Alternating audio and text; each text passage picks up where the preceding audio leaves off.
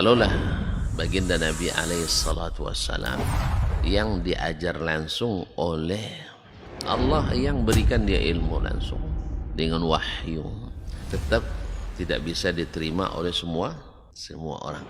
Innallaha la yarfa'ul ilma intiza'an yantazi'uhu min qulubil ibad, walakin yarfa'ul ilma biqabdil ulama. Bahkan sebagian besar orang pada waktu itu menolak Nabi alaihissalatu wassalam. Tetapi Nabi sallallahu alaihi wasallam mengajarkan kita untuk tidak patah arang dan tidak pernah berhenti berdakwah. Allah tidak mengangkat ilmu dengan mencabutnya dari hati-hati manusia, tidak, tetapi dengan mewafatkan para ulama. Mana yang lebih afdal, ahli ibadah atau ahlul ilmi? Dari semua sisi ahlul ilmi lebih afdal daripada ahli ibadah. Sampai tidak tinggal satu orang pun ulama. Ittakhadhan nasu ru'usan juhalan. Ketika tidak seorang alim pun yang tinggal, akhirnya orang-orang mengambil para pemuka-pemuka yang jahil.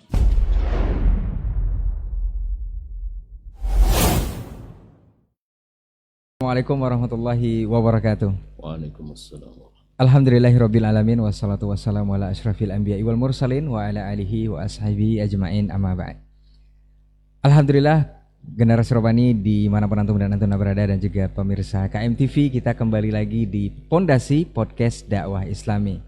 Cukup lama kita absen ya, lebih kurang terakhir kalau anda tidak salah di September 2023. Ini di episode terakhir kita semua suka musik.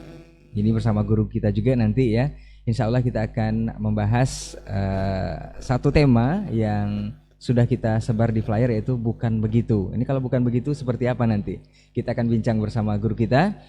Kita juga bersalawat dan salam kepada Rasulullah Sallallahu Alaihi Wasallam selaku uswah hasanah kita dalam kehidupan. Dan tidak bosan kita juga bermohon salawat dan salam kita juga tersambung hendaknya kepada seluruh keluarga, kepada para sahabatnya radhiyallahu anhum ajmain, dan juga kepada orang-orang yang berpegang teguh kepada sunnah-sunnahnya hingga hari kiamat kelak. Taib generasi Rawani dan juga pemirsa KMTV dimanapun berada, alhamdulillah halan wasalan kita dimudahkan kembali untuk berjumpa di pondasi ini. Dan kali ini kita bersama guru kita Ustadz Dr. Dasman Yahya Ma'li LCMA Hafizahullah Ta'ala. Kita sapa dulu beliau. Assalamualaikum Ustadz. Waalaikumsalam warahmatullahi wabarakatuh. Masya Allah, kabar baik Ustadz ya? Alhamdulillah, sabar khair. Sabahun Ustadz. Lama Ustadz udah tidak berjumpa di pondasi ini Ustadz. Terakhir Anda ingat di Semua Suka Musik itu di episode 42 itu September 2023 Ustadz. Masih Covid ya? Sudah agak reda ya. Naam Ustadz. Itu kita terakhir, dan alhamdulillah untuk kesempatan hari ini kita dimudahkan kembali untuk bersama, insya Allah memberikan banyak faedah nanti untuk antum yang menyimak program ini, dan apa saja nanti akan disampaikan oleh guru kita terkait tema kita. Judulnya bukan begitu Ustaz. Ini kalau bukan begitu begini aja. Tapi yang pastinya insya Allah nanti kalau antum yang menyimak dari awal sampai akhir, kita mohonkan kepada Allah untuk bisa memberikan taufik dan bisa memberikan tambahan ilmu yang bermanfaat nanti, dan insya Allah kita bisa terapkan dalam kehidupan. Taib generasi Robani dan pemirsa KMTV dimanapun berada, dan juga channel-channel lain ikut bekerja sama dengan kita untuk menyebarluaskan program ini. Ustadz, barangkali untuk merewind atau menghangatkan suasana kembali Ustadz di podcast ini, di pondasi ini, kita akan bahas bukan begitu Ustadz. Nanti kita akan lebih mengerucut kepada tema bagaimana kita memahami agama Islam ini dengan benar dan baik, memang sesuai yang sudah dibawa oleh Rasul kita tercinta, yakni Nabi Muhammad SAW. Mungkin di awal dulu Ustaz, Ana ingin bertanya atau mewakili pertanyaan dari teman-teman semua yang menyimak kita untuk hari ini. Sebenarnya bagaimana Ustaz Rasul ini menyampaikan agama kepada kita, sehingga seperti yang diketahui juga, sahabat itu bisa dapat titel diridhoi Allah Ustaz. Bahkan Allah juga ridho kepada mereka dan mereka ridho kepada Allah. Ini seperti apa Ustaz? Masyaallah, tabarakallah. Bismillah wassalatu wassalamu ala Rasulillah wa ala ahlihi wa sahbihi wa man walah wa ba'd.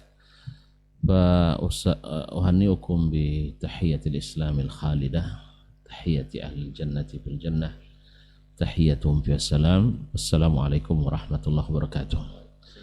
Masya Allah, ini pertanyaan sangat penting dan urgen untuk kita ketahui bersama. Bagaimana Nabi SAW datang membawakan agama ini kepada masyarakat yang ada pada waktu itu.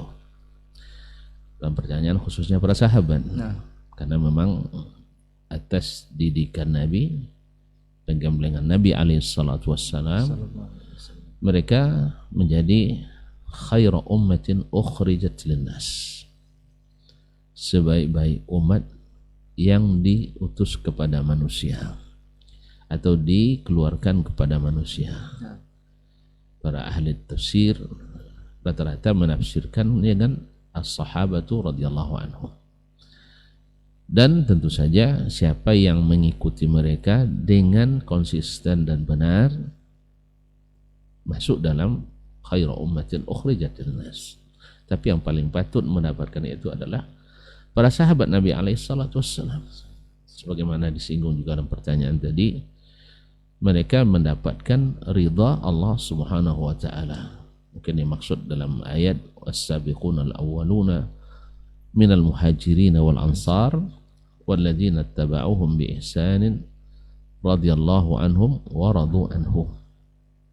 Orang-orang yang dahulu dan pertama-tama masuk Islam serta siapapun yang mengikuti mereka.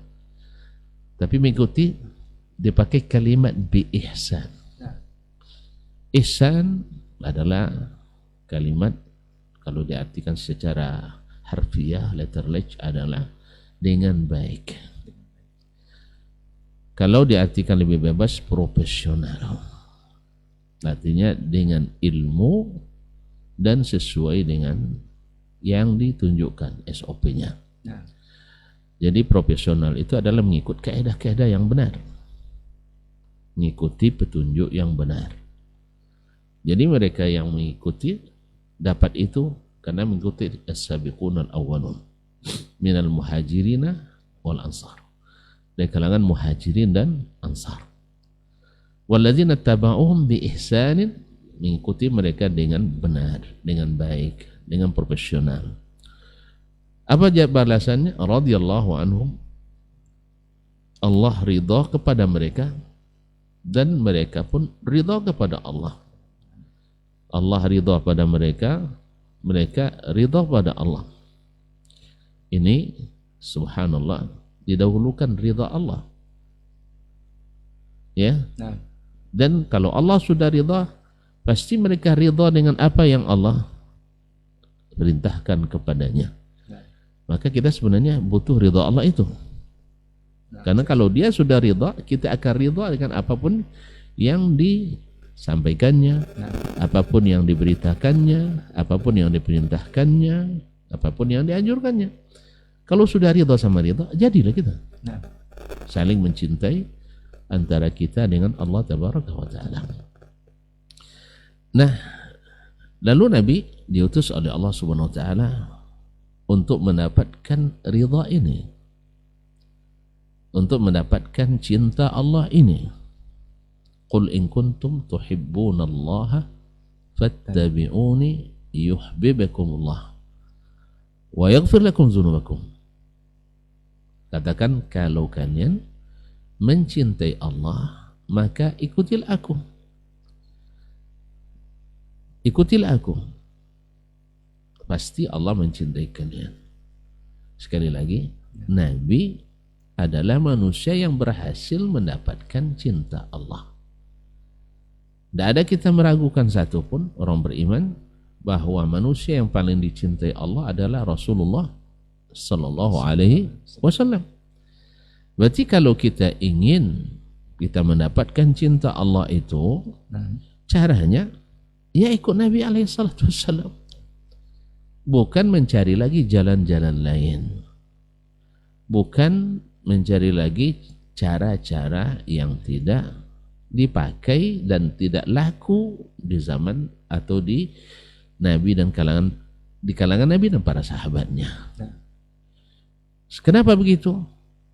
Karena kita sudah diberikan pula oleh Allah Subhanahu wa taala sebuah pernyataan yang membuat kita ridha juga. Apa itu?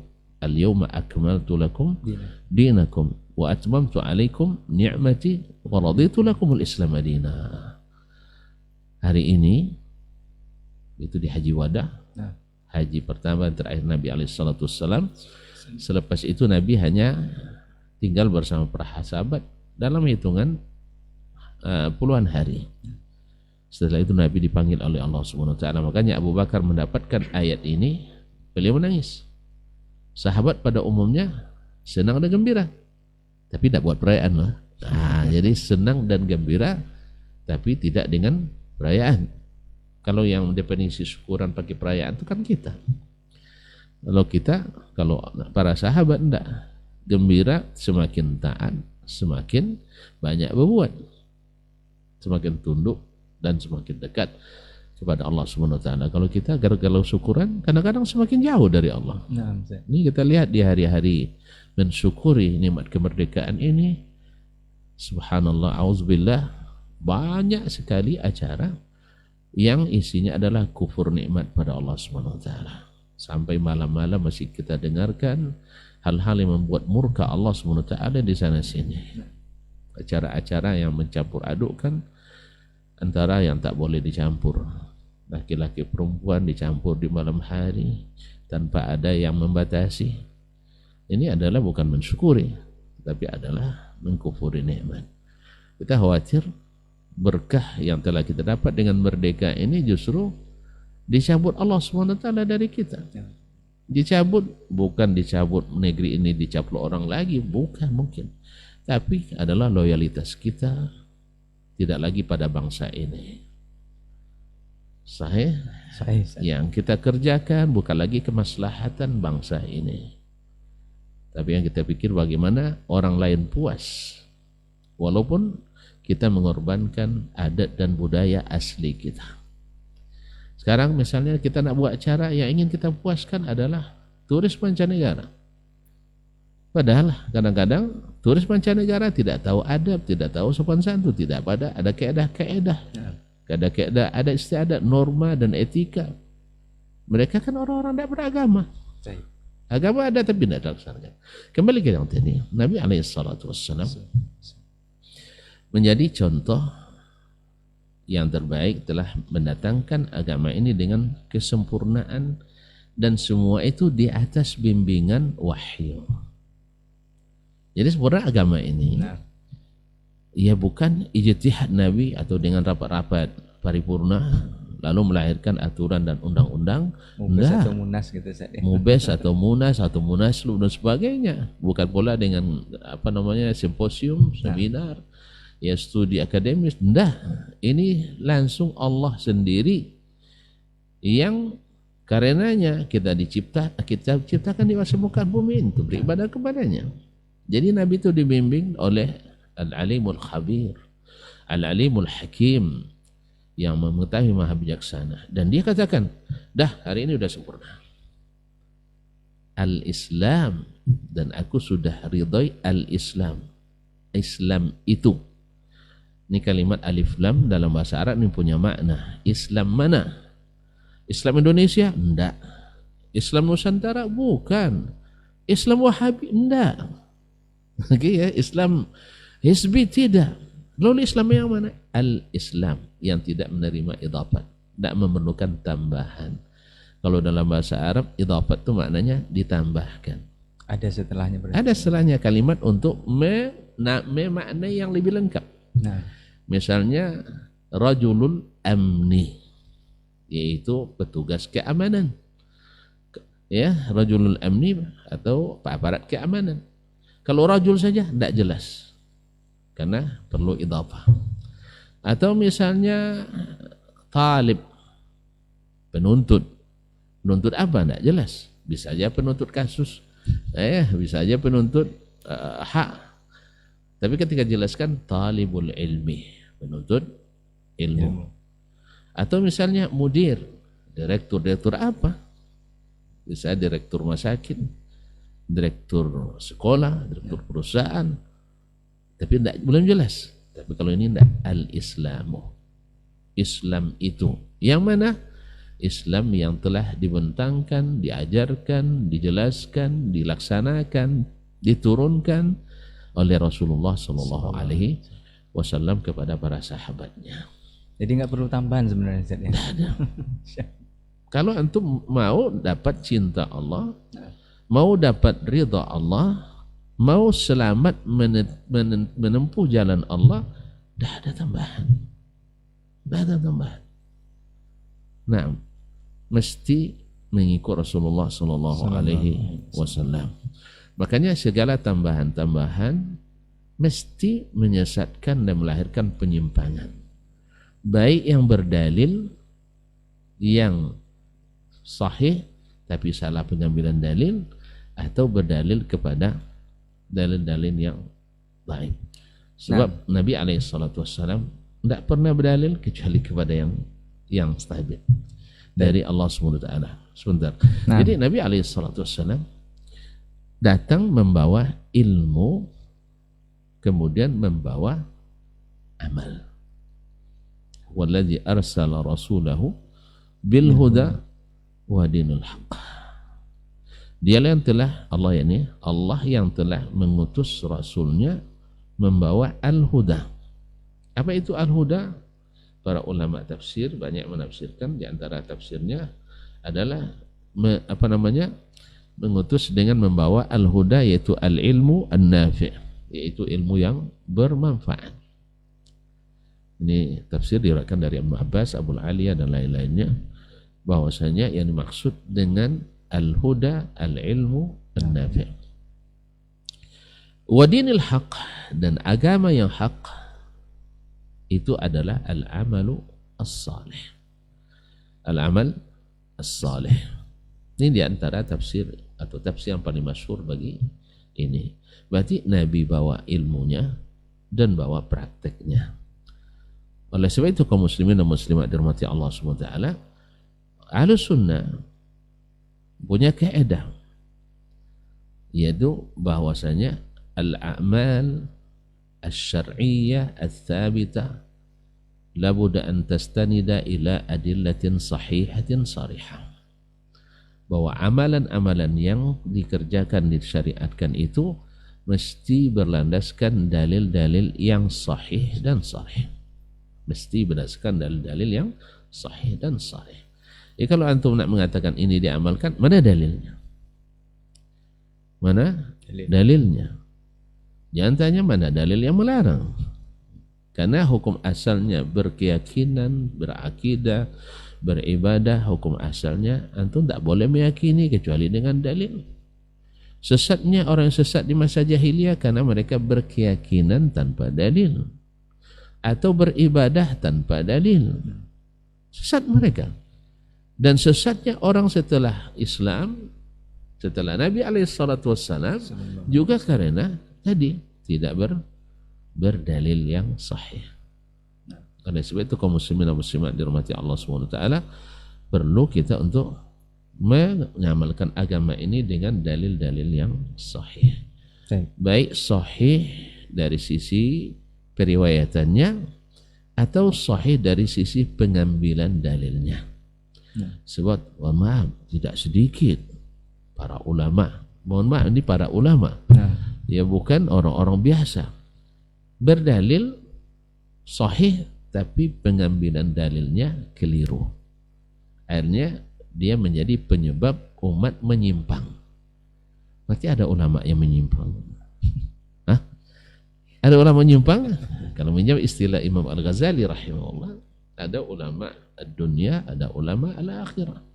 Ada ulama ada as-su, ada ulama as-salah. Jadi ada semuanya. Dan penyebab menyimpang tadi, satu memang karena ilmu yang kurang atau pengamalan ilmu yang jarang. Ilmu kurang atau mengamalkan ilmu jarang. Kadang-kadang berpindah-pindah pula. Dari awalnya haram menjadi menjadi halal. Nah, jadi ini yang kadang-kadang menjadi penyesat di antara atau di kalangan umat. Nah, Ustaz. Nah, dan Tapi Ustaz, tadi kan sudah disampaikan Ustaz bahwa para sahabat ini Nabi kita Muhammad SAW menyampaikan agama kepada para sahabat dan sahabat mengikutinya dengan baik. Ya.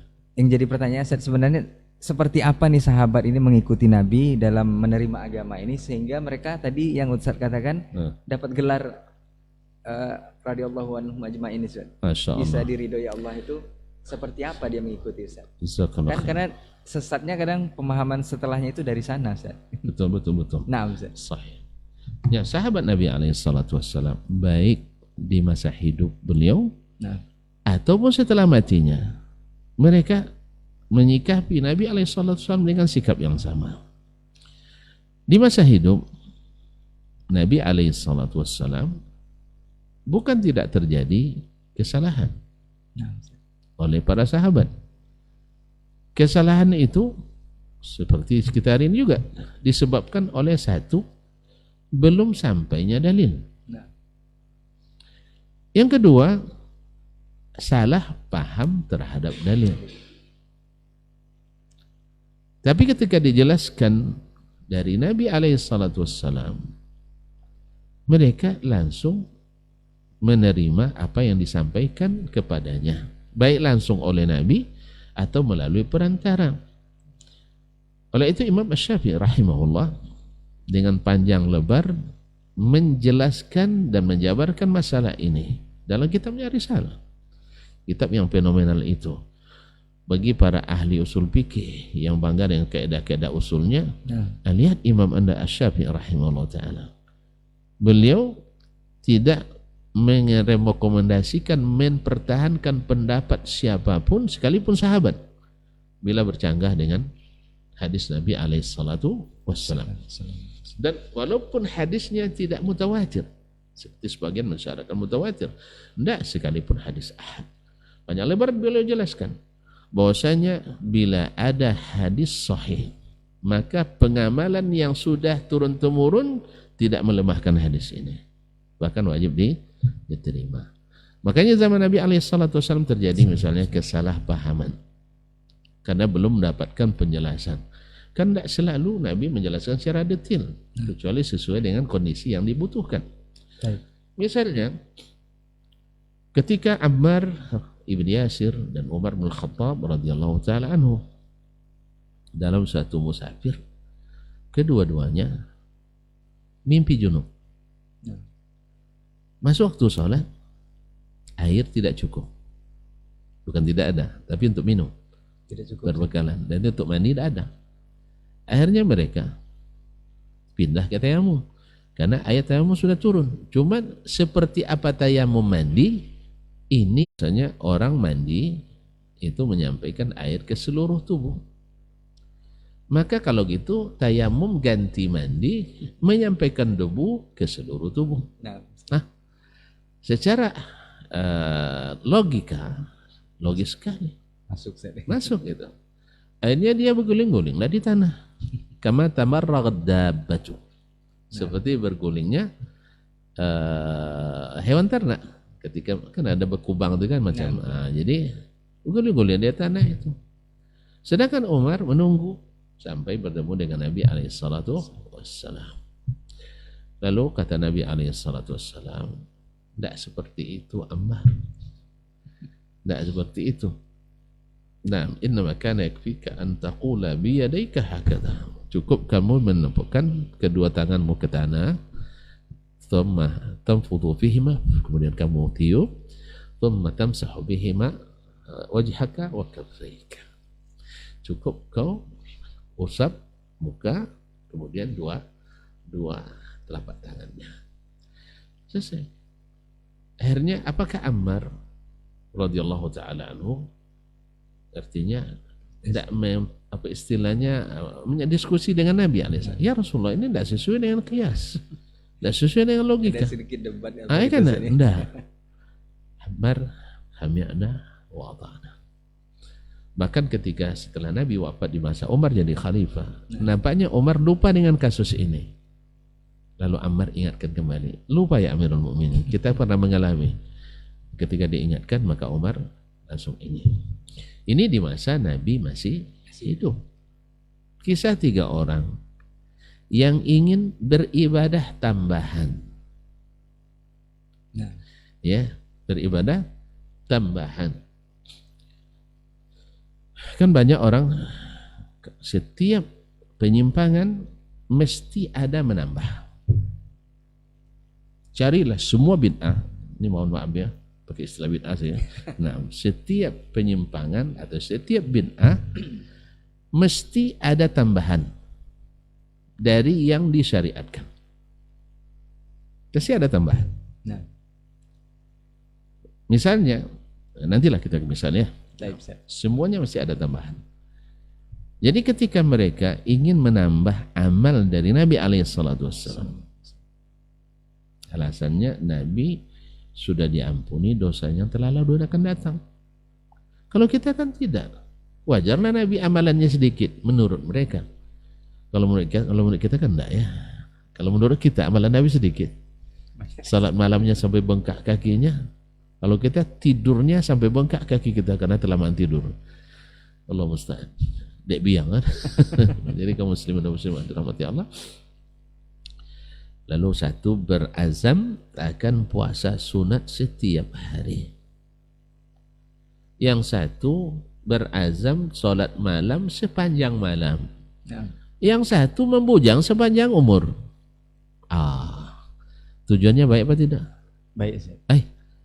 Mengurangi amal atau menambah? Menambah. Menambah. Harusnya menambah itu kan bagus.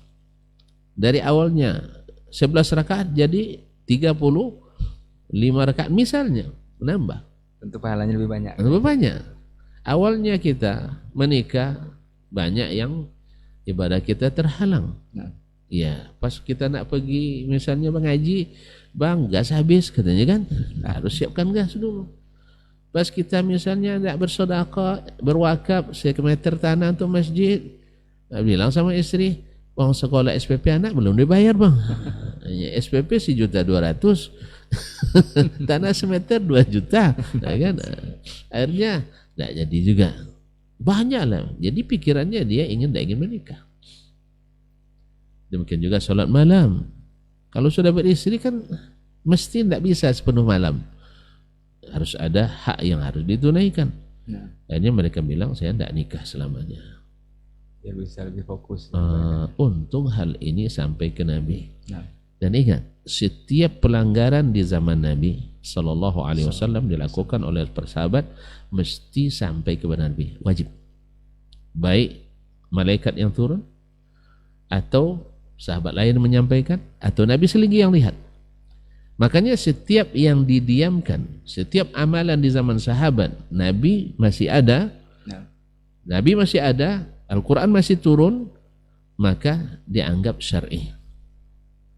Kalau sempatlah sahabat sekarang misalnya mereka bikin acara sembunyi-sembunyi wirid Yasin ya, misalnya, dan itu Nabi masih hidup, maka kita kata itu syar'i. Apa sebab?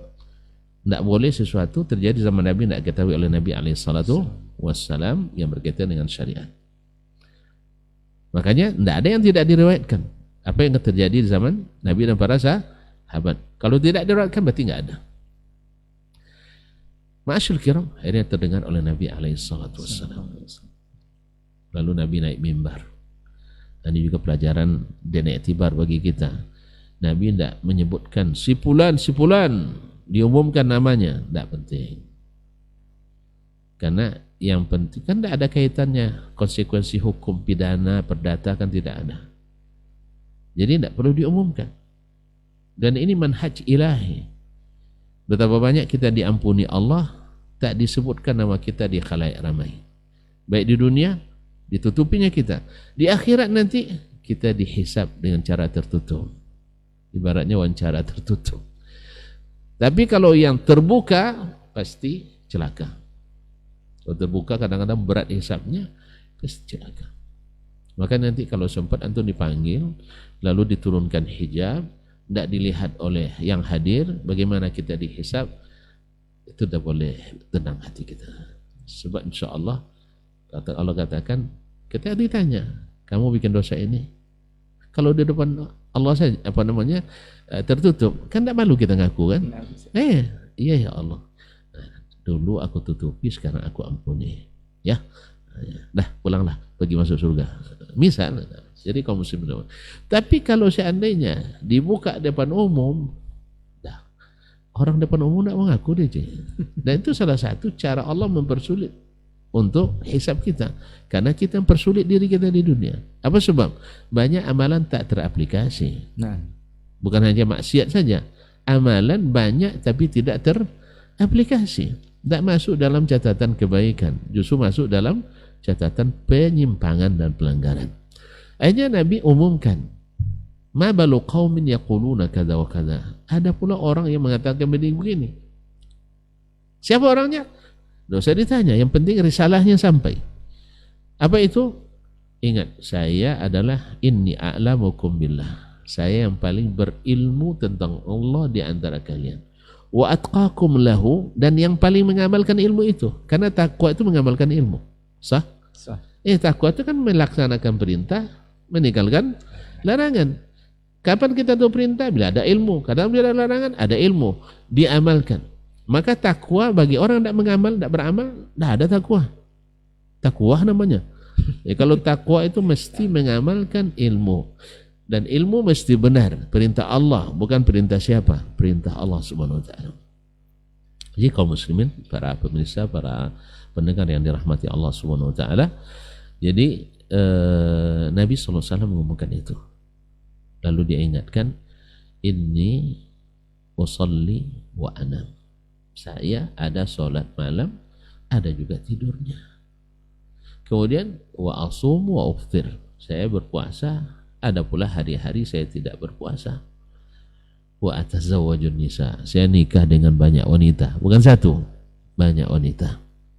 Kalau kita satu aja tidak cukup ya. Sudah cukup. Sudah cukup. Alhamdulillah. Sudah cukup satu, alhamdulillah. Kebanyakan kita sudah cukup satu ya. Ya, karena apa? Bukan tak berani, istri lebih berani katanya. Sama. Intinya ini, akhirnya tambahan tadi tidak masuk dikualifikasi oleh Nabi Allah, tapi didiskualifikasi.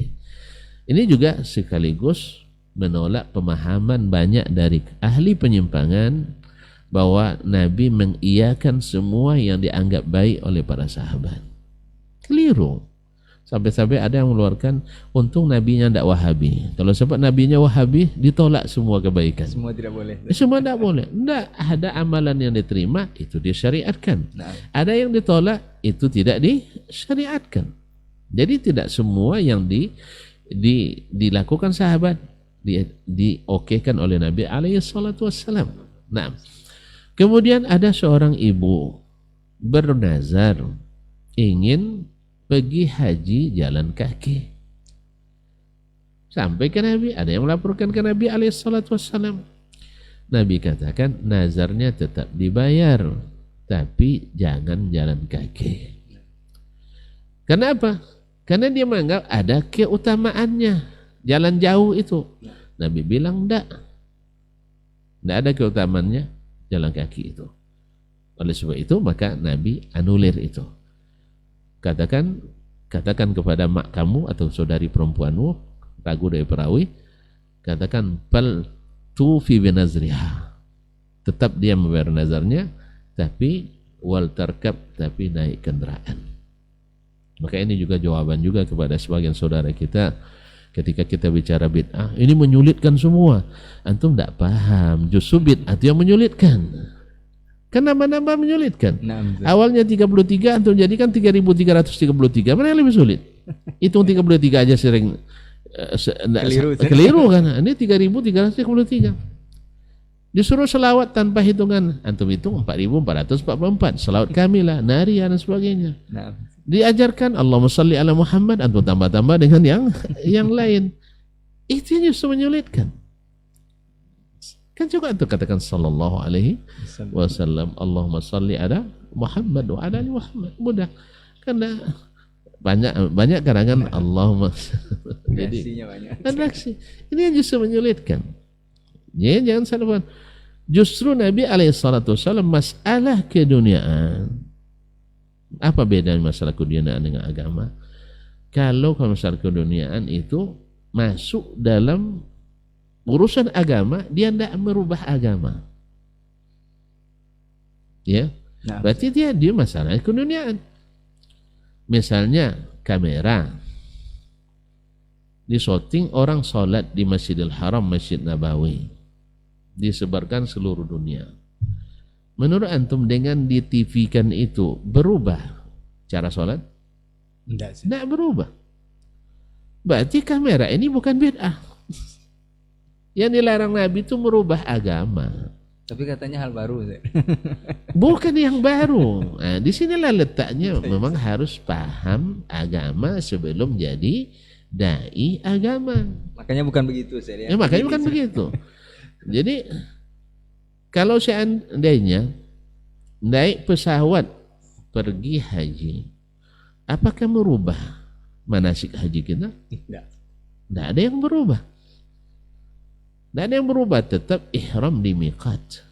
Bedanya adalah yang jalan kaki ihramnya di atas tanah, yang naik onta ihramnya di atas onta, yang naik bus di atas bus, yang di pesawat ya dalam pesawat.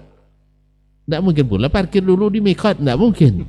Nah, makanya tidak merubah agama. Itu saja, rukunnya tetap, amalannya tetap, bacaannya tetap. Kecuali antum yang menambah-nambah doa ihram naik pesawat, ini pula ihramnya, berarti ada lagi menambah.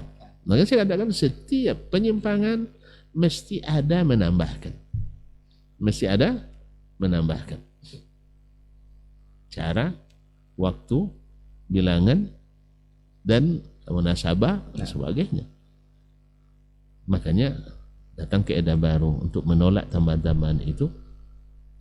Kullu amalin masyru'in bi aslihi la yalzam an yakuna masyru'an bi wasfihi. Apa enggak?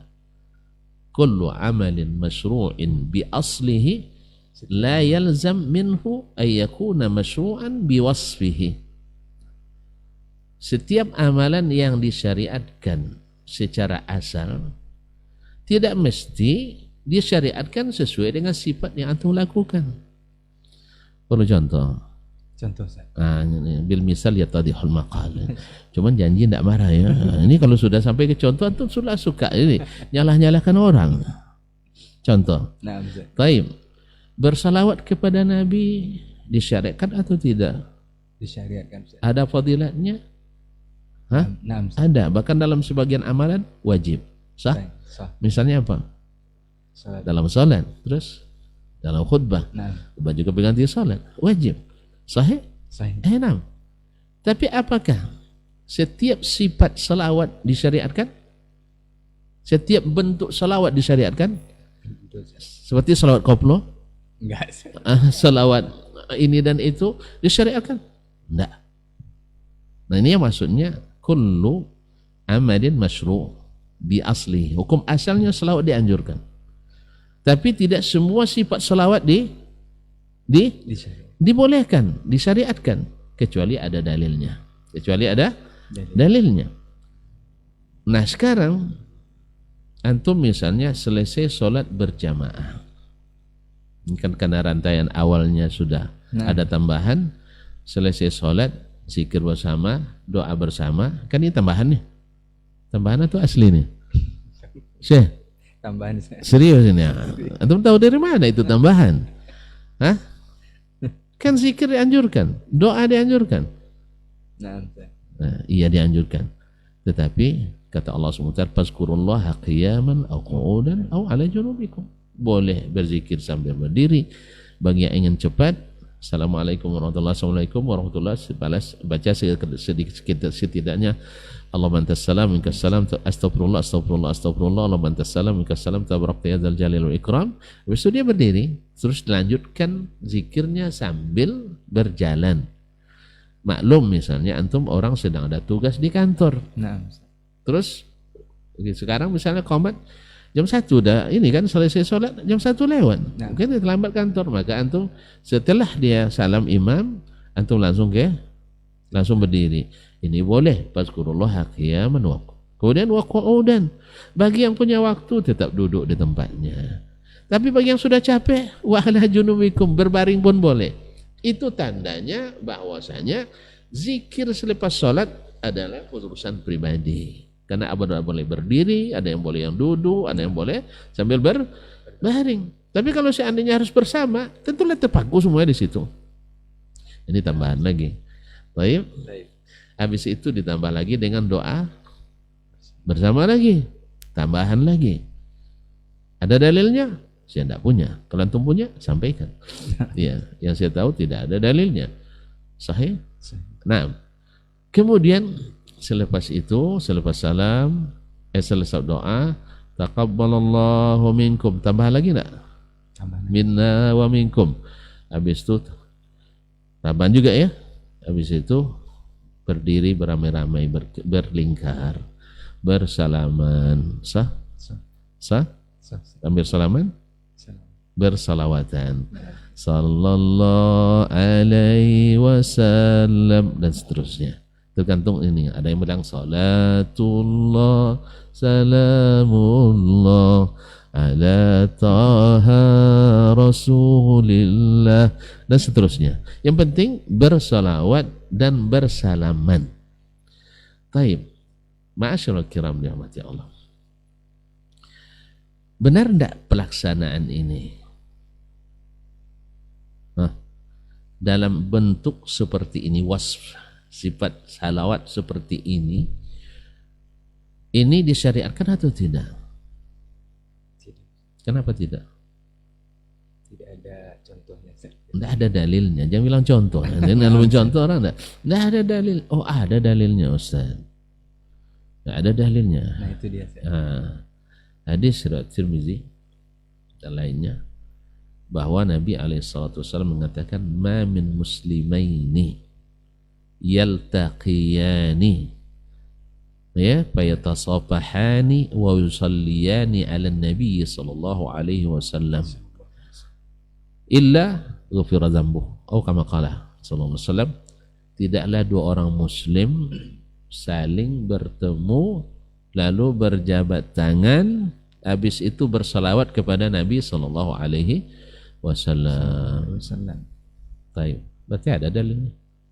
Ada bertemu, bersalaman, bersalawat. Ada dalilnya. Ini yang kaum muslimin dan muslimat dirahmati Allah Subhanahu wa taala. Dalilnya ada tapi mesti ada tambahannya. Tambahan apa?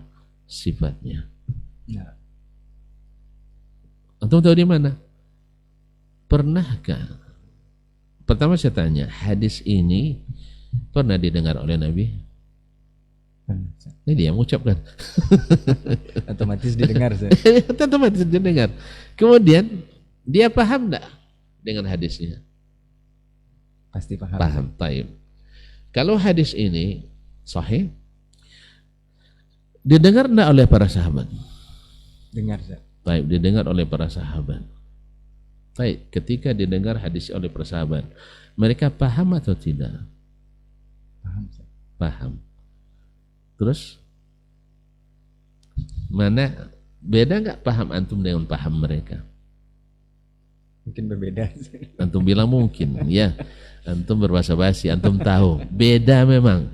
Sebab tak satu pun riwayat yang menunjukkan bahwa sahabat selesai salat pertama, tidak ada zikir bersama.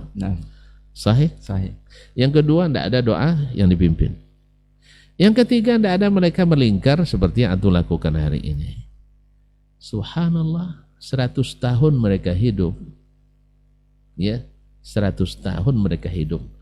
Karena Nabi katakan setelah 100 tahun nanti, itu katakannya selepas haji wada. Tidak ada lagi yang hidup hari ini yang masih tertinggal di atas permukaan bumi. 100 tahun mereka, para sahabat hidup, tidak satu pun mereka yang mengamalkan ini. Berarti tidak ada satu pun mereka yang paham.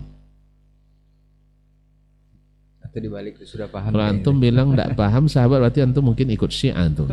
Hanya orang Syiah berani, sahabat bilang tidak paham, atau orang Mu'tazilah, atau sebagian ahlul kalam. Tidak mungkin tidak paham. Terus mereka enggak paham, mereka paham. Tapi paham kita berbeda dengan sahabat. Kira-kira antum enggak malu sama sahabat berbeda pendapat? Malu Ustaz. Semua mereka ijma' meninggalkannya. Tiba-tiba antum berani melakukannya. Kembali ke yang tadi. Nah, Mereka radhiyallahu anhu wa anta. Mereka radhiyallahu anhu wa antum. belum tentu. Pemahaman antum. Siapa yang jamin pemahaman antum itu benar? Kecuali umat Islam ijma' semuanya melakukan itu. Seperti kata Imam Syafi'i rahimahullah. Kalau sudah ijma' melakukan itu, dah. Oke. Berarti antum yang pertama, lawan antum berbeda pendapat adalah para sahabat. Dan hadis itu sampai pada mereka. Kok tidak satu pun mereka selepas salat berzikir bersama, habis itu berdoa bersama, habis itu salam sama salatullah, dengan hadis ma min muslimaini yaltaqiyani fayatasafahani wa yusalliyani ala nabi sampai akhir hadis. Kok mereka tidak paham? Memang mereka tidak rajin beramalnya. Sahabat itu pemalas-malas ya. Atau jangan-jangan mereka sibuk semua. Habis sholat langsung perang. Hah? Habis sholat mereka langsung perang? Enggak. Nabi berperang berapa kali? Di zaman Nabi terjadi beberapa kali peperangan. Ghazwah 17 kali, sah? Yang diikuti Nabi. Kemudian Sariyah sekitar 40 lebih. Saya lupa angka pastinya. Ya 40 sekian ya. Berarti sebanyak itu perang. Berarti Nabi perang terus. 23 tahun. Berarti Nabi perang tiap bulan? Enggak. Ada masa-masa mereka santai. Jadi kalau alasannya mereka sibuk, enggak benar. Misalnya bulan, masuk Rabiul Awal belum? Belum. Nah, kan ada nanti sahabat tuh sibuk aja perang, enggak sempat mengadakan peringatan. Ada enggak perang di bulan Rabiul Awal? Coba catat. Ada enggak perang Nabi di bulan Rabiul Awal? Kayaknya enggak ya. Sehingga saya enggak ada yang di Rabiul Awal. Berarti alasan mereka sibuk juga alasan yang tidak logis. Nah, tapi yang benar adalah pendapat mereka berbeda dengan pendapat sebagian kita. Nah, kalau berbeda pendapat antum dengan sahabat, mana yang diridhai, mana yang tidak diridhai? sahabat yang diridhai. Jadi bukan begitu memahaminya. Harus begini. Begini seperti Nabi alaihissalam memahami. Nabi tidak mengamalkan dan sahabat juga tidak mengamalkan. Lalu antum dapat dari mana itu? Nah, itu dia. Sebagai ini dianjurkan selesai sholat melingkar dengan baca selawat dengan hadis itu. Pemahaman siapa? Makanya kata orang Arab, yuridu sa'dunil ibil wa sa'dun mustamil, maha kadza ya sa'du turidul ibil. Ada namanya penggembala unta, namanya Sa'ad. Dia membawa unta minum tapi sambil berselimut. Berarti orang pemalas ya, berselimut. Tangannya dalam selimutnya, mungkin karena kedinginan. Lalu kata orang-orang, enggak begini caranya kasih minum unta katanya. Nanti ditendang unta kamu. Jadi memahami hadis tadi dengan cara pemahaman kita jauh dari pemahaman as-salafus salih. Ini yang membuatkan penyimpangan itu. Akhirnya kita menyimpang. Oh itu kan baik. Ya baik menurut antum. Menurut Nabi enggak. Baik menurut antum. Menurut ijma' sahabat tidak. Oh kan boleh aja kita beda pendapat dengan sahabat. Oh saya enggak mau saya beda pendapat dengan orang yang Nabi ada bersama mereka. Yang kedua, hadis ini tidak memenuhi syarat bagi antum untuk diamalkan. Karena walaupun Imam Ibnu Hajar menyebutnya layyin, wallahu alam, mungkin kekeliruan dari beliau. Ya, mungkin beliau memilih kalimat layyin itu lunak, artinya lunak kan lemah, mana lemah. Padahal hadis ini seperti para ulama lain menyebutkannya, di antara ada yang mengatakan mungkarul hadis, hadis mungkar. Ada yang menyebutkannya hadis maudhu, palsu.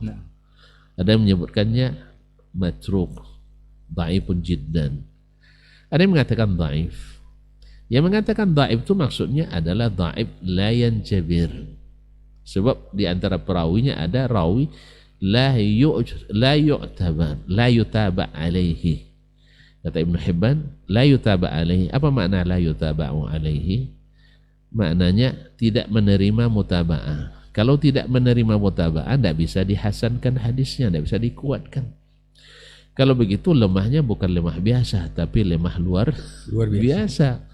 Makanya orang yang mengamalkan hadis dhaif berdasarkan mazhab sebagian ulama yang boleh mengamalkan hadis dhaif dalam fadilat amal, hadis ini tidak mencukupi syarat. Tidak mencukupi syarat untuk diamalkan.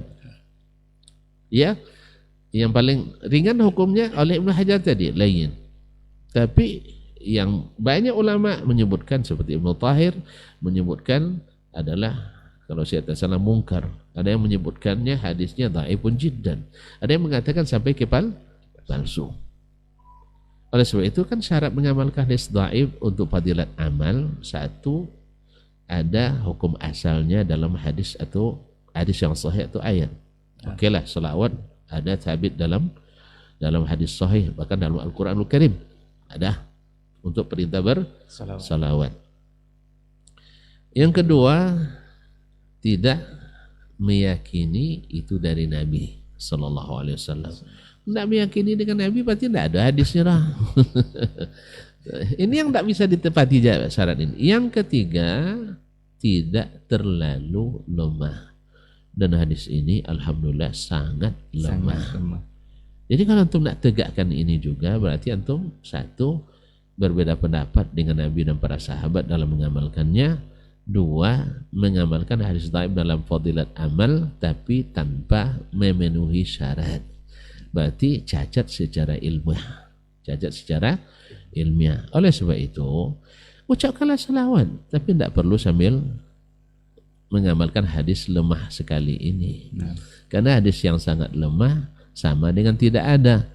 Kalau kita ada berarti kalau kita amalkan mengamalkan amalan yang tidak disyariatkan. Ada dalil sahih tentang selawat, iya. Maka kembali ke kaidah tadi, kullu amalin masyru'in fi aslihi la yalzam minhu an yakuna masyru'an fi wasfihi. Setiap amal yang disyariatkan asalnya tidak otomatis disyariatkan dengan semua sifatnya, kecuali ada sifat yang disebutkan dalam dalil. Maka dalil wajib hukumnya dengan dalil yang sahih dan sharih. Inilah manhajnya para sahabat Nabi alaihissalatu wassalam. Jadi sesuai pertanyaan antum, itu waktu Nabi masih hidup diperbaiki langsung oleh Nabi. Setelah Nabi mati pun mereka juga bersikap yang sama. Kalau ada di antara mereka yang agak sedikit lambat menerima, itu ditegur keras oleh sahabat yang lain. Barangkali antum pernah atau dengar bagaimana Umar radhiyallahu anhu yang kata orang keras, tapi kalau dengar Nabi, dengar ayat dan hadis Nabi langsung lunak dia. Langsung lunak. Tapi ada sebagian sahabat atau mungkin sebagian tabi'in, ada sebagian sahabat ketika ditegur oleh sahabat yang lain dia tidak terima. Sahabat yang lain bilang, kalau begitu kita tidak bisa lagi tinggal di tanah yang sama. Kita tidak bisa lagi duduk di satu rumah yang beratap yang sama. Oh, ya kan? Disampaikan hadis Nabi, kamu tolak dengan pendapat, dengan amalan. Maka kali kisah Abdullah bin Umar dengan anaknya Bilal. Bilal kan gubernur. Lalu sampaikan oleh ayahnya Abdullah bin Umar bahwa Nabi SAW mengatakan, la tamna'u ima Allahi masajidallah, jangan kalian larang hamba-hamba Allah yang perempuan datang ke masjid-masjid. Bilal sebagai penguasa lupa dia itu ayahnya. Ya biasanya penguasa itu gitu kan, nampak boleh kan. Dia bilang, wallahi lamna'annahunna, demi Allah kami akan larang mereka. Dan dia punya alasan logis, sebab wanita sudah banyak tidak memperhatikan lagi adab-adab di rumah Allah. Yang dulu kalau Nabi hidup orang seperti itu disuruh pulang. Kan ada kasusnya wanita disuruh pulang untuk mandi karena berpakai harum-haruman. Sekarang tengoklah perempuan-perempuan ke masjid. Kira-kira pakai harum-haruman enggak? Bukan harum-haruman lagi, warna warna pipi, warna dagu, warna hidung, warna mata, warna semuanya ada. Lebih tambah baun lagi. Kadang-kadang kainnya, telekungnya baru dipakai dalam masjid, di luar dibuka. Pakai training. Ya ibu, di luar tuh lebih patut ditutup daripada dalam. Pada masjid sudah khusus. Nah, jadi yang begini ini sebenarnya yang membuat Bilal tadi melarang. Tapi karena dia menadu sabda Nabi dengan pendapatnya, ayahnya Abdullah marah semarah-marahnya. Sampai perawi mengatakan dia mencaci anaknya dengan cacian yang sangat dahsyat. Kalau bahasa kita ini tidak termakan di asam. Nah itu. Lalu kata anaknya, wallahi la ukallimuka abada. Demi Allah saya tidak mau bicara lagi dengan kamu, kata Abdullah bin Umar kepada anaknya. Nabi bicara kamu tentang dengan pendapat. Ya. Begitu dia. Dahsyatnya kaum muslimin. Nah sekarang Nabi mengamalkan, antum mengamalkan yang lain, tidak segan. Sahabat sepakat semua meninggalkan, tidak segan. Kemudian hadis yang dipakai ada hadis yang hampir dikatakan palsu. Antum tidak segan. Jadi kaum muslimin, jadi bukan begitu cara memahami agama ini. Ya, pakailah cara mereka, yaitu para sahabat Nabi alaihissalatu wassalam. Demikian juga dalam masalah akidah. Ya, kalau mereka tidak mengenal akidah kecuali melalui Al-Quran dan Sunnah. Yang kedua, mereka tidak menggunakan akal kecuali sebagai alat, bukan sebagai komando, bukan sebagai pemimpin. Nah, kalau antum semua ayat dan hadis harus sesuai akal, akal antum itu sedang bermasalah. Karena sahabat dulu menjadikan akal itu hanya sebagai alat, bukan sebagai ini. Ibaratnya antum nak ke dokter spesialis, naik becak atau ojek. Nah, memang dia nyampaikan ke antum ke situ karena dia yang tahu jalan. Tapi jangan ikut campur tentang resep. Nanti ketika antum selesai dokter spesialis, Pak, apa resepnya obatnya? Ini salah tuh Pak katanya. Antum terima cerita tukang ojek atau cerita dokter spesialis? Dokter lah, jangan kepada tukang ojek. Akal itu seperti itu. Kalau orang tukang ojek kadang suka ngoceh kan. Oh enggak masuk akal itu, enggak benar itu. Kok mahal sekali obatnya, penyakitnya Pak ini, obatnya mahal sekali. Dituduhnya nanti dokter itu dokter cari duit aja tuh Paknya nih. Ganti obatnya ini ya. Diganti dengan Syaghrib kan. Nah. Jadi begitu para sahabat menggunakan akal. Demikian para pengikut mereka dengan baik. Nah, dan yang ketiga, mereka tak memaksa akal untuk mengenali hal-hal yang gaib. Apa tidak maksud memaksakan? Ya kalau tidak terjangkau jangan dipaksa juga. Nanti hancur itu akal. Makanya banyak yang salah kaji. Ya, di pemikiran banyak yang gila. Di amalan, ya, orang sufi banyak juga gila dengan amalan-amalannya. Apa sebab? Alasannya cinta pada Allah, tapi cinta ilegal. Cinta ilegal kan sudah sering saya bilang. Kalau cinta legal tak pernah bikin orang gila. Carilah orang yang cintanya legal, tahu legal, halal, resmi. Ada yang gila gara-gara itu? Enggak ada. Semua cinta yang bikin gila cinta tidak resmi. Cinta pada janda, iya kan? Talak jatuh sayang, sayang pun tibu. Awak dah talak tigu, tak bisa balik. Maka hati-hati jangan ini. Masya Allah. Akhirnya gila janda. Atau gila pada anak gadis orang yang orang tuanya tak terima kita. Akhirnya tergila seperti Kais dan Laila. Masya Allah. Tapi Ustaz, iya. Ini sepertinya seru perbincangan Ustaz. Barakallahu fiik. Lagi pagi Masya Allah. Tanpa kita tahu waktu Ustaz, udah hampir 1 jam. Tapi tadi dari perbincangan setelah Nabi menyampaikan agama, sahabat menerima dengan yang Ustaz sampaikan tadi. Kemudian kenapa terjadi penyimpangan tadi sudah disampaikan. Satu, barangkali karena ada tambahan-tambahan dan juga ada kaedah-kaedah yang mesti kita ikuti dalam memahami agama ini secara benar. Mungkin ada lagi yang disampaikan Ustaz. Sebelum kita selesai nanti mungkin setelah tahu kaedah apa nih yang mesti kita perbuat untuk memang benar-benar memahami agama secara benar sesuai yang disampaikan Rasul Ustaz. Harus secara ringkas, barangkali perkataan Umar bin Abdul Aziz perlu hadir di hadapan kita terus. Kalau kamu nak selamat beragama, maka beragamalah seperti anak-anak di kutab. Tapi bukan maksudnya kutab Al-Patin tak ya. Maksudnya di kutab anak-anak yang di TPA, anak-anak yang masih belajar, apa yang didengar itu yang dikerjakan. apa yang ditegar itu yang diyakini. Begitulah sahabat itu dulu. Ini yang mengatakan bukan saya, orang yang paham agama dan paham dunia. Umar bin Abdul Aziz rahimahullah ta'ala, dia seorang alim. Karena dia tahu setiap yang membantah pasti ada keraguan dalam hatinya. Setiap yang suruh tunggu berarti ada sesuatu yang membimbangkan dirinya. Sahih? Sahih, Ustaz. Nah, Ini termasuk proporsi akal. kalau tadi, saya menambahkan begini, Nah, Ustaz. antum kepada Allah dan Rasul itu seperti bawahan polisi, bawahan kepada komandannya. Nah, Ditampar siap. padahal udah Iya. ditampar Ustaz. Pada tampar kiri lagi siap. Nah, Ustaz. Nah, disalahkan siap salah. Kerjakan, laksanakan. Sah? Sah. Padahal polisi bisa salah komandan. Sah? Allah dan Rasul mungkin salah?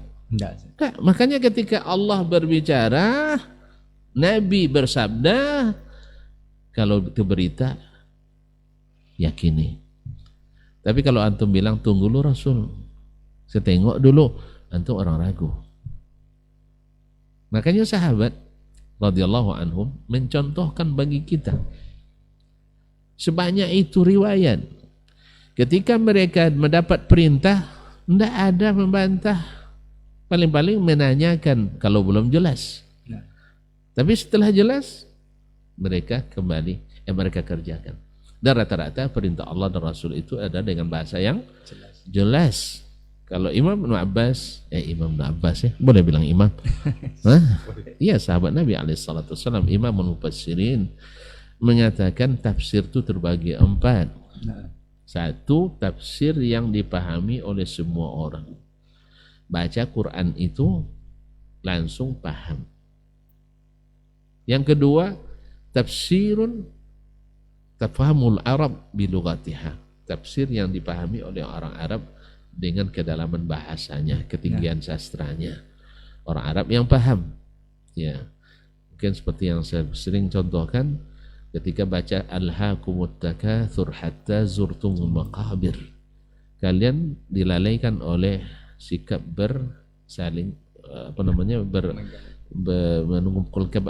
membangga-banggakan diri dengan hanya harta. Sampai kapan? Hatta zurtumul maqabir, sampai kalian, kalau terjemahan kita kan masuk kubur. Kalau Arab enggak, sampai kalian berkunjung ke kuburan. Ziarah kan kunjung artinya. Ketika dikatakan masuk, lain lagi. Makanya di Indonesia diterjemahkan maknanya enggak sedalam dalam bahasa Arab. Makanya orang kita sering bilang keperistirahatan terakhir karena dia masuk. Tapi orang Arab enggak, diartikan dengan ziarah. Makanya orang Badui langsung paham, wallahi la tub'atsunna, demi Allah kalian pasti akan dibangkitkan. Sebab apa di sini hanya kunjungan. Jelas. Sebentar. Makanya terjemah kadang tidak mewakili. Terjemah tidak mewakili. Cuma diartikan dengan ziarah pula di dalam bahasa Indonesia. Lain pula pahamnya nanti. Nanti ziarah kubur, nanti sore balik lagi tuh jenazah. Kan itu kan. Nah, jadi makanya dalam Indonesia diartikan dengan masuk kubur. Nah, jadi begini, sehingga harus mengorbankan pemahaman. Ya, makanya kalau ketika menafsirkan Quran dengan bahasa Arab, tidak pandai bahasa Arab, coba nafsirkan Quran pasti ngaco. Nah, yang ketiga, tafsir yang hanya dipahami oleh para ulama. Yang keempat, tafsir yang hanya Allah yang tahu. Nah, kata Ibn Abbas, kebanyakan tafsir yang pertama, kemudian yang kedua. Yang tidak diketahui kecuali oleh ulama itu sedikit cuma. Dan lebih sedikit lagi sesuatu yang hanya Allah yang mengetahui tafsirnya. Nah, sekarang orang pula mencari pula rahasia-rahasia tafsir Isyari di situ kan. Alif, lam, mim, alif ini, lam ini, mim. Itu tidak ada dalilnya rata-rata. Semuanya tidak ada dalilnya dari Allah dan Rasulnya sallallahu alaihi wasallam, hanya ilmu kira-kira dan rasa-rasa. Wallahu musta'an. Jadi balik ke ini saja. Jadi Pemahaman kita ini. Jadi kalau ingin selamat, dengarkan, anggukkan, kerjakan. Itu ya. Karena memang konsekuensi la asyhadu anna Muhammadar Rasulullah itu adalah tasdiquhu fima akhbar. Membenarkan apa yang dia beritakan. Wa fi'lu ma amar. Au imtithalu ma amar, yaitu mengerjakan apa yang dia suruh. Wa tarku ma nahana huwa zajar, dan meninggalkan segala yang dia tegah dan larang. Wa alla yu'badallah illa bima syara', dan tidak beribadah kepada Allah kecuali dengan cara yang dia syariatkan. Makanya jangan berdiri lagi nanti lepas sholat. Sallallahu alaihi wasallam. Karena pertama, pemahaman antum berbeda dengan pemahaman Nabi dan para sahabat. Yang kedua, hadis landasannya sangat lemah. Jelas ya? Ini banyak. Makanya ahli-ahli bid'ah dalilnya hanya dua. Satu, hadis tidak sahih. Yang kedua, dalil yang sahih tapi pemahaman yang tidak sahih. Gimana cara untuk mengetahui pemahaman tidak sahih?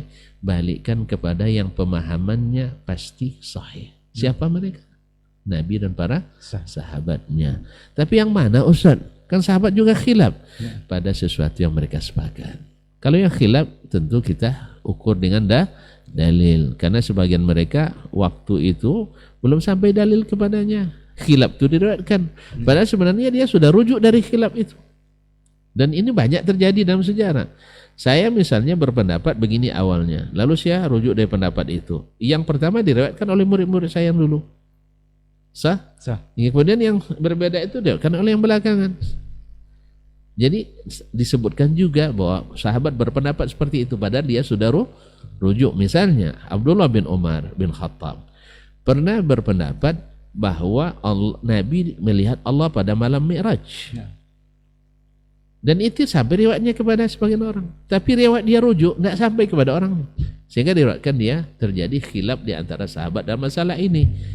Pahamnya? Jadi ketika bahas masalah itu, orang masih menganggap itu sebagai khilaf. Padahal tidak sampai riwayat dia rujuk kepadanya. Sama juga sekarang dalam mazhab Abul Hasan Asy'ari.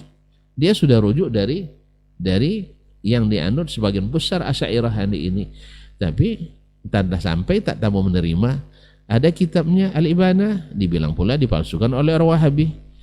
Kalau tidak takut dipalsukan, terbitkanlah sendiri. Alhamdulillah tidak mau pula Asy'ariyah menerbitkan kitab-kitab Imam Asy'ari itu. Berarti mereka mengatakan itu tidak sabit dari Imam Abul Hasan Asy'ari. Kalau tidak sabit, imam pengikut Abul Hasan Asy'ari yang kenamaan mengakui kitab itu, tidak ada harganya orang yang tidak mengakuinya. Karena Abul Qasim bin Asakir yang sangat fanatis dengan Abu Hasan Asy'ari, menulis kitab Tabyinul Kadzdzib Muftari, mengatakan kitab itu sabit dari Abu Hasan Al-Asy'ari. Gimana? As-Subki sendiri yang juga fanatis juga mengatakan ada kitab itu dari Abu Hasan Al-Asy'ari. Dan Syekh Muhammad Yasin Al-Fadani yang juga berpaham Al-Asy'ari, yang dikenal dengan Musnidud Dunya di masanya, di abad ini, dia juga meriwayatkan kitab ini dengan sanadnya. Nah, kalau memang dirubah-rubah oleh orang-orang Wahabi, silakan terbitkan sendiri. Tapi ingat, jangan rubah dari manuskrip ya. Nanti akan berbalik senjata makan tuan. Jadi pelapor jadi terlapor nanti. Jangan rubah-rubah dari manuskrip. Nanti karena manuskrip itu sekarang sudah bisa diakses dengan mudah, beda dengan dulu. Nah, sekarang alhamdulillah dengan digitalisasi ini, istilahnya banyak manuskrip yang bisa kita lihat sendiri. Oleh itu kaum muslimin dan muslimat, kalau ada yang mengingkari tidak benar kitab itu, berarti dia lambat baca atau menyembunyikan ilmu. Kalau dia sudah tahu dia menyembunyikan ilmu, berarti pengkhianat. Kalau taragu diterbitkan oleh orang-orang Wahabi misalnya, maka terbitkanlah sendiri. Tapi ingat, jangan berubah-ubah, nanti tertangkap bahaya. Atau tertangkap tangan. Nah, terima kasih. Barakallahu fiik untuk perbincangan di kesempatan hari ini di episode terbaru sepertinya untuk tahun ini. Mudah-mudahan ini berkelanjutan dan faedah yang bisa kita tangkap. Ini kesimpulannya barangkali kita memang beragama ini seperti yang Ustaz sampaikan tadi, ibarat anak-anak di kutab, Ustaz ya.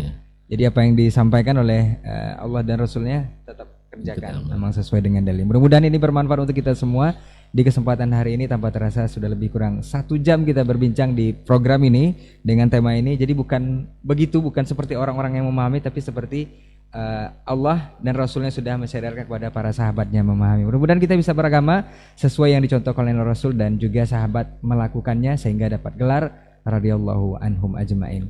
Afwan untuk semua salah kata khilaf bicara. Jazakallah khair Ustaz untuk ilmu dan waktunya. Semoga di kesempatan berikutnya kita bisa bersama kembali. Kita tutup dengan doa kafaratul majelis. Subhanakallahumma wa bihamdika asyhadu an la ilaha illa anta astaghfiruka wa atubu ilaik. Wassalamualaikum warahmatullahi wabarakatuh. Waalaikumsalam.